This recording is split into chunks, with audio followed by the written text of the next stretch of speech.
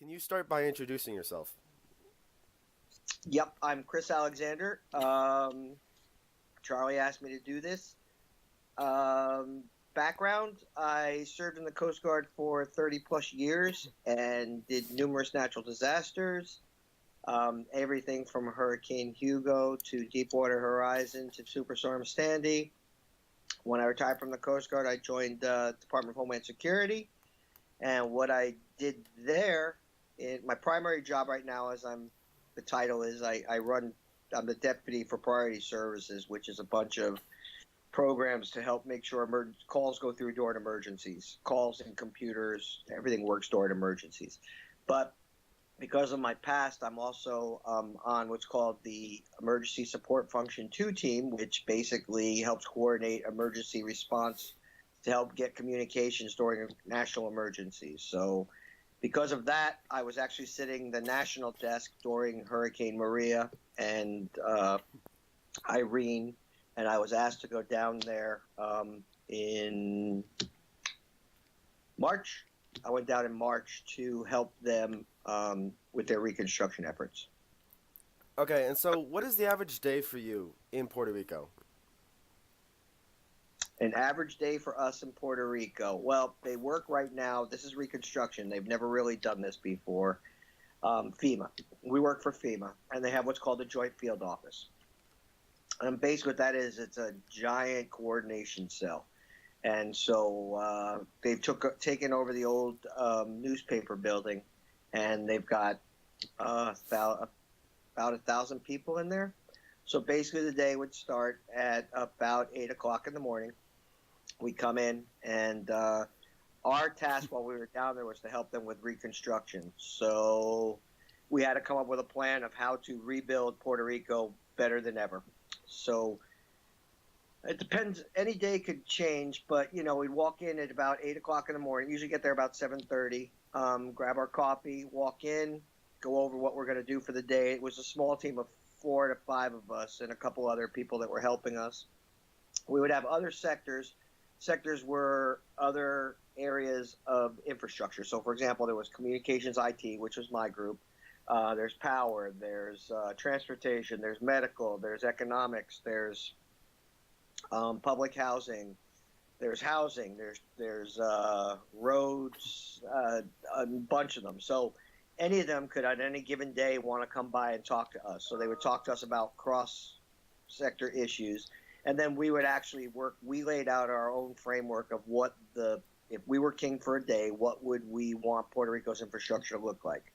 So basically we had to write all of that up, and we had to get that done, the first draft, in 30 days. So when we were first down there, that's what we were doing. A lot of writing the report, a lot of brainstorming, a lot of meeting with other groups to hear their concerns, both Puerto Rican and other federal agencies. And then towards the end, well, now that we're going back down to get feedback on our draft report and plan, and to help Rand Corporation write the report for Puerto Rico. And you have no idea what that is. So basically what happened was, when Congress gave money to Puerto Rico to help them rebuild, they said, we're giving you X billion dollars to rebuild. Come back to us with how you plan to spend that money within 180 days. So in the meantime, FEMA had a bunch of subject matter experts, including me, come down there to help them figure out what the optimal way to spend the money would be. Then they hired Rand Corporation, which is a U.S. think tank, to actually write the report for Puerto Rico to submit to Congress. So we're working with both of those groups too. Okay, FEMA sounds like they're very involved. Do you think they're doing enough? Have they done enough? I think they have done the best they can. There's some inherent challenges to dealing with Puerto Rico. They've had them forever. If they ever have a natural disaster like this on the West Coast or any island-based area, they're going to have the same problems. The logistics are just different.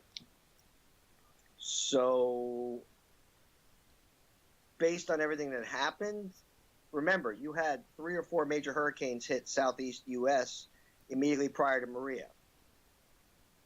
Mm-hmm. So one of the complaints is they didn't have enough blue tarps. Blue tarps are what they put down over the roofs when there's significant roof damage. Well, they don't keep just blue tarps laying around in warehouses. That would be a waste of money. So they have what they think is a good faith estimate of how many they'll need for the hurricane season. They didn't expect to get hit by 3 or 4 hurricanes, so they didn't have a lot left when Maria hit Puerto Rico. So did they have enough? No, but they quickly are working to get enough to do what they need to do. And the other thing is we're in recovery right now, so it's a partnership between us and Puerto Rico. So us being the federal government, FEMA. So FEMA can't just go out and do what they want to do. Puerto Rico has to decide what they want to do. So there's a lot of stuff they need to do to get consensus to go where they need to go. And honestly, Puerto Rico's recovery efforts are significantly hampered by the fact they're near bankruptcy or in bankruptcy proceedings as we speak, which complicates everything. There was a quote put out by the Puerto Rican government that they estimate they needed 94.4 billion to rebuild the island. Do you think they'll receive a majority of that funding? Because I read that they are going to receive 24.9, I believe it was. So, do you think they'll get the required funding from the government? Depends on how they choose to spend the 24. The 24 will get them a large portion of the way, but then hopefully that will spur the economy to generating the rest of the money, both private investment and other federal grants. I mean, I can't speculate, but I would tell you that worst case, they're not going to get any more money from the federal government. Okay. But if they do what they're proposing correctly, there should be economic growth can help get the rest of the money to build what they need to. Okay. And I believe this is the last question. Are there countermeasures FEMA can do? Not to, I know you can't stop a natural disaster, but are there things you can do to lessen the impact? Because I know you've worked with FEMA before and you've seen numerous natural disasters. Is there anything we can do? Oh, there's a ton of stuff that we can do, and it's all being taken into account. Fiber is the most cost-effective telecommunications medium we have. So the best way to do it is you put fiber optic rings underground. You put them underground, you shield them, you waterproof them, you protect them, and they do pretty well in storms. So does power. If you put power below ground, it survives much better.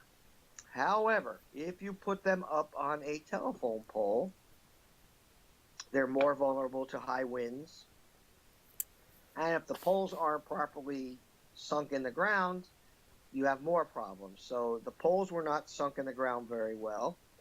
They didn't have, and they had a lot of, we call it air fiber, which means they've got it above ground. Above ground fiber means it's in the air. It's air, it's in the air. So it's just like a power line. If it snaps in high winds, it goes away. So that right there is the first thing that needs to happen is you need to put as much stuff as you can underground. What you can't put underground, then you have to reinforce it. The telephone companies did very badly during the hurricane. They had an absolute collapse of the telephone infrastructure. So AT&T has said that will never happen again. So AT&T is burying everything underground. The local cable provider is a partner of AT&T, so they are burying everything in the ground. And FEMA is making that a requirement. Okay, so we were talking about how they got their technology, how to make their technology infrastructure safer. Can they do anything just so it's not a complete devastation of buildings? The problem with architecture is this, and I'm just saying this from the reports. The problem with the architecture is most of the houses are not built to code. And part of that is you've got 4 million people on the island, right? Yes. They have 4 code inspectors on the entire island. Really? 4. So the houses aren't typical houses like you see in America most of the time. No. So how would you describe the houses that aren't up to code? Oh, they may be. Well, I mean, I don't know if they're up to code or not. I can just tell you that they're not inspected to ensure they're up to code. I can tell you that a lot of times they're put in places that they shouldn't be. It looks great, but when it's subject to landslides, there's not a lot you can do. A typical Puerto Rican house is concrete block with a roof of some kind. You don't need a lot of heat or air conditioning because they've got a breeze and it's very simple. The houses are very simple. But the problem is if they're not built correctly, the roofs can get ripped off, and what's comfortable for somebody may not for us might be poverty stricken. And when the Rand report comes out, you will find out that Puerto Rico has a higher poverty rate than the poorest state in the United States, significantly poor. Okay. So they have a very low cost of living, but they have a lot of poverty down there too. Okay, I think that is all. I would like to thank you for taking the time out of your day to do this for me. Oh, And wait to get my bill do you charge by the hour? by the minute, Oh, darn, I'm broke. pretty much. Okay, thank And you, it helps. and that'll be all.